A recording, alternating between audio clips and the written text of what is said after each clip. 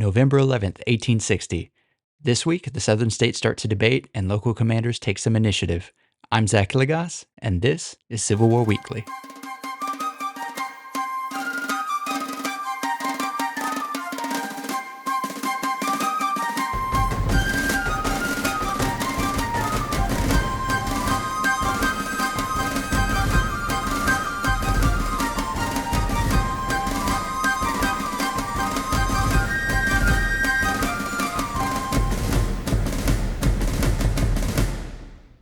Hey, thanks for joining me again for another week of Civil War Weekly. Let's recap some of what happened last week. Last week, we saw the election of Abraham Lincoln and his Republican Party to the presidency, with a majority of the electors, but not a majority of the popular vote.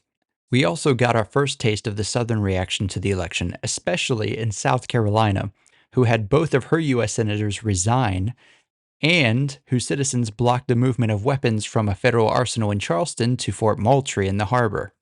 We saw indecision from the current administration and complete silence coming from the future administration. And so now, let's kick off this week. This week on Monday, a week of speeches to the state legislature kicked off in Milledgeville, Georgia, the state capital.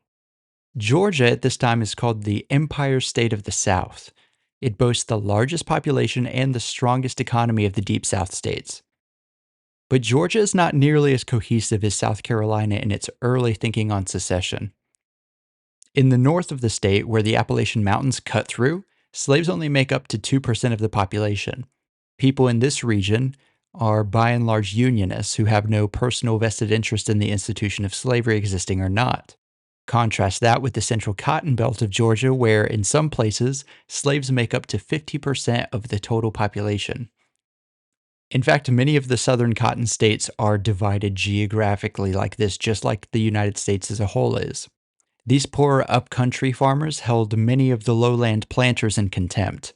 There's a really interesting quote that I found from a small-time farmer in Winston County, Alabama, and I'm going to apologize for any accent that sneaks into this. The way that the quote is written, there is no way for me to get around it. The quote goes like this. All they was is to get you to fight for their infernal Negroes, and after you do their fighting, you may kiss their hind parts for all they care. This may demonstrate some of the class contempt that some of the poorer farmers had for their plantation upper crust aristocracy in the cotton states. Slavery and plantation farming were definitely a rich man's game. In the South during this time, there was an estimated 8.5 million white free citizens, according to the 1860 census. Of those, about 3,000 owned more than 100 slaves. Another 48,000 owned 20 or more slaves. And this leads us to believe that it would have been really rare for just the average person on the street to own a slave. Those numbers come out to about 1% of the southern population owning 32% of the slaves. In fact, if you were to lump all of the slaveholders together in the South, it would have only made up 6% of the total free population. However, these numbers are only direct owners of slaves, and so this figure doesn't take into account the amount of people who would have relied on slavery as an institution or benefited from it either through family ties, inheritances, affiliated businesses. And if you take all that into account, it's probably somewhere more like the ballpark of 30% of people in the South had some sort of familial or business connection directly to slavery. Georgia, seeing their sister state South Carolina taking the lead in Charleston, set about putting together a week's worth of debates featuring their most prominent politicians in the state. Each night one would present a speech in front of the state legislation either for secession or against secession, and they would debate their points. And so Monday night, Thomas Cobb, whose brother is the current Secretary of the Treasury with President Buchanan, gave a speech where he declared the people of the North and the people in the South are what he called, quote, distinct people having different social organizations, different pursuits, different memories, different hopes, and different destinies. All of this seemed to prove to him that secession was not only the desirable outcome, but it was essential for preserving the Southern way of life. My voice, he said, is for immediate, unconditional secession. Now, whether because of the debates raging in the South's economic hub or Because of just the general state of excitement around the country, the stock market on Monday takes a very sharp and drastic downturn this week, tightening the belt of the economy in general. On Tuesday, South Carolina, not wanting to be outdone by all of the things happening in Georgia, passed a resolution to raise 10,000 volunteer soldiers for the defense of the state. Now, keep in mind that the federal government hasn't quite figured out what it's supposed to be doing with South Carolina yet. President Buchanan is having a really tough time figuring out what his responsibilities are. But still, South Carolina is going to keep trudging this direction regardless of what the federal government's doing. That evening, in Georgia, back with the debates in Milledgeville, current U.S. Senator Robert Toombs, who is a notorious firebrand, delivered his speech to the Georgia Assembly. Toombs is much more boisterous, and he already has a reputation in the South, and he asserts that the North has reaped all economic benefits of being in the Union at the expense of the South. He also says that disaster will come if slavery is to be kept out of the Western territories. By 1860, the slave population in the South had grown to 4 million people. Toombs asked the assembly, "What is to be done with them?" and practically shouted, "We must expand or perish." At one point, he exclaimed, "Give me the sword, but if you do not place it in my hands, before God, I will take it." People observing his speech called him very much excited and amusing, but said his speech savored too much of the stump, which is to say that he sounded too much like a politician trying to convince you of his lies.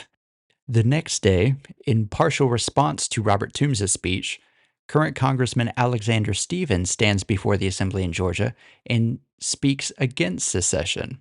Alexander Stephens earlier had been a part of the now defunct Whig Party. Most Whig Party members had sided with the Republicans, but Robert was a recent addition to the Southern Democratic Party.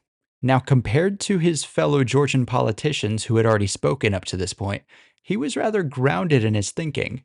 "In my judgment," he said, "the election of no man, constitutionally chosen to that high office, is sufficient cause to justify any state to separate from the Union. It ought to stand by and aid still in maintaining that constitution of the country, to make a point of resistance to the government, to withdraw from it because any man has been elected would put us in the wrong." He spoke a lot about reasoning with his fellow Georgians and left the door open for action if they were provoked by Lincoln and his government. "Good governments," he said, "can never be built up or sustained by the impulse of passion." Now, Robert Toombs, who had spoken the night before, was challenging Alexander Stephens throughout his entire speech. They were basically having a debate in the middle of Stephens' speech. But Stephens wanted to give Lincoln the benefit of the doubt. Taking at face value what Lincoln had said about Southerners waiting all their lives for an overt action against them, he says, "Let the fanatics in the North break the Constitution, if such is their fell purpose." Then on the 15th, Benjamin Hill, who was the only speaker who was not a Democrat, spoke. Hill echoed the sentiments of Stephens the night before. He argued that disunion was the Republican Party's plan all along as a method of bringing about abolition. He said Georgians should resist the Lincoln administration within the bounds of the democracy, appealing to the patriotism of his compatriots by comparing George Washington's, quote, "cool, brave, and thoughtful course of action." He predicted that the northern states would eventually accept slavery as an economic necessity and, like Stephens the night before, held secession as a last resort. While all eyes were fixed on Georgia and their debates in the state capitol, there were some interesting things happening in Charleston this week. U.S. Major Robert Anderson was given orders late in the week to take over command of the garrison of Fort Moultrie from John Gardner. Anderson was a Kentucky native, and he had served in the Mexican-American War and was considered to be an able officer. Anderson's father had actually defended old Fort Moultrie in the American Revolution.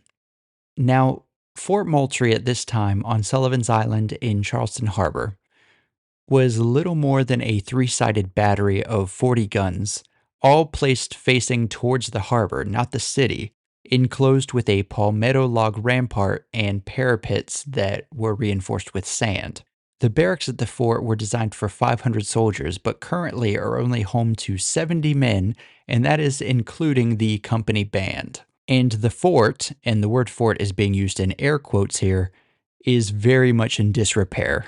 It was reported by one of the officers that local cattle from nearby Moultrieville could easily climb over the parapets of the fort from the city side, and more than once they were found grazing inside the walls of the fort itself. Now, of course, this fort was built to defend against foreign invasion and relied on the idea that the South Carolina militiamen in Charleston would help defend the fort. Things now being as they were in Charleston, that was probably a long shot.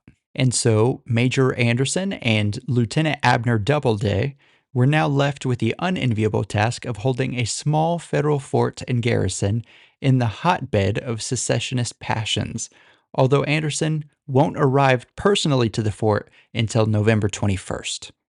Now, taking a detour a little farther south on the 15th, U.S. Navy Lieutenant T.A. Craven, who I think has the most unfortunate last name for a military man, especially a guy in the Navy. Imagine being Lieutenant Craven. You've got to be a real hard man to be able to survive in the Navy with the name Craven. Anyway, T.A. Craven has been running around the Caribbean with his ship, the USS Mohawk, and what they've been doing is hunting slave traders and pirates. But today on the 15th, Craven informs Washington, D.C., that he and his steamer are moving to guard Forts Taylor and Jefferson at the Florida Keys and the Dry Tortugas. He does this due to what he calls in his message to Washington the, quote, deplorable condition of affairs in the southern states. He's hoping that the presence of his ship around the forts would keep them safe from what he called bands of lawless men. Up to now, like I said, Craven and his ship, which is crewed by 90 sailors, have been operating in the Caribbean to combat pirates and slavers. Earlier this year, actually, they captured a slave ship near the Bahamas and freed 530 Africans aboard, who were eventually returned to Liberia.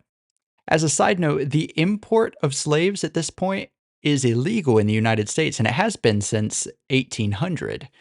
And the U.S. Navy has been imprisoning crews of slave traders for the last 40 or so years. Now, obviously, this isn't to say that the domestic slave trade inside the country doesn't exist, and this isn't to say that the smuggling of slaves by slavers, such as the ones that Craven has been hunting, isn't a problem still. But by 1860, almost all of the slaves that were bought and sold in the southern states had been born in the states. Now, the forts that were in question that T.A. Craven was taking a ship to protect were both positioned at the very end of the chain of the Florida Keys. And these forts are being held by token forces at best, no more than a company of about 100 men each. The forts themselves are quite large, and they're made out of brick masonry, making them commanding structures, and they're placed very strategically in the connection between the Gulf of Mexico and the Atlantic Ocean. Lieutenant Craven wants to make sure that nobody gets any bright ideas about trying to overrun the forts, which would make the Navy coordination between what's going on the East Coast and what's going on in the Gulf of Mexico much more complicated. This is important because many southern ports of trade are in the Gulf of Mexico, such as the bustling city of New Orleans. Towards the end of this week, back in Georgia, Herschel Johnson spoke to the assembly in Milledgeville. Johnson was on the ticket as the vice president to the Northern Democrat candidate for the presidency, Stephen Douglas.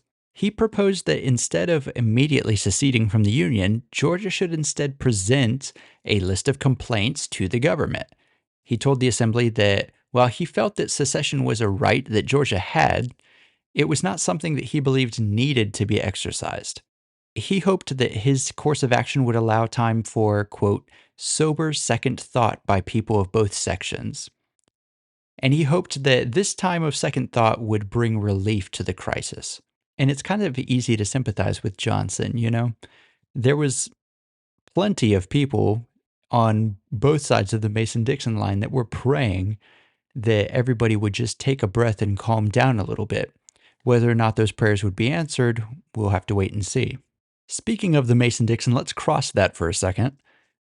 Back up north, in Springfield, Illinois, President-elect Abraham Lincoln was abiding by his vow of silence. During this week, he writes to an editor in Missouri saying, quote, "I am not at liberty to shift my ground. That is out of the question."